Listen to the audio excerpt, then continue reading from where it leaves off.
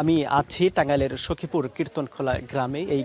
এই বাড়ির মোশাররফ হোসেন গেল রাতে সৌদি আরবে তিনি এই মিসাইল হামলায় নিহত হয়েছে। আর অন্তত ৮ জনের মতো সেখানে আহত হয়েছে। আর মোশাররফ হোসেন সহ 2 জন নিহত হওয়ার সংবাদ আমরা জানতে পেরেছি। আর এই সংবাদটি মাঝরাতে এই গ্রামে ছড়িয়ে পড়লে এই এলাকায় শোকের ছায়া নেমে এসেছে।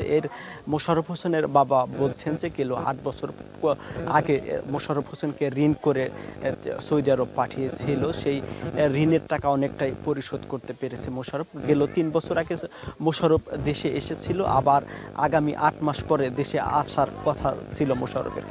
মোশাররফের ছোট ছোট 2টি ছেলে রয়েছে, সেই ছেলেগুলো কিভাবে মানুষ করবে সেই চিন্তা করছেন মোশাররফ হোসেনের বাবা, মা এবং স্ত্রী।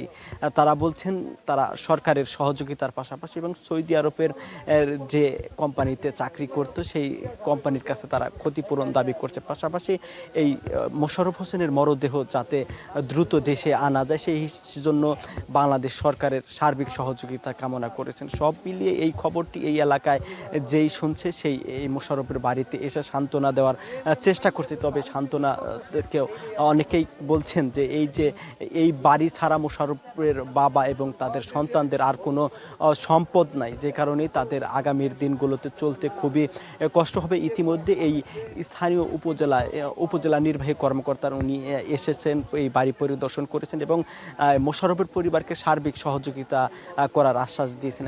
এছাড়াও স্থানীয় ইউপি চেয়ারম্যান এসেছেন, তিনিও দাবি করেছেন যে মোশাররফের মরদেহ যাতে দ্রুত দেশে আনা যায় সেই হিসেবে তিনিও সরকারের কাছে দাবি করেছে, প্রশাসনের কাছে দাবি করেছেন। তিনি বলছেন যে যেহেতু মোশাররফ হোসেন একজন রেমিটেন্স যোদ্ধা ছিল, যে কারণে এই দেশের মানুষের কাছে রেমিটেন্স যোদ্ধা ছিল মোশাররফ, তো তিনি তার পক্ষ থেকেও মোশাররফের মরদেহ আনার পাশাপাশি সহযোগিতা কামনা করেছেন। তো এই ছিল আমার কাছে মোশাররফ হোসেনের বাড়ি থেকে সর্বশেষ তথ্য।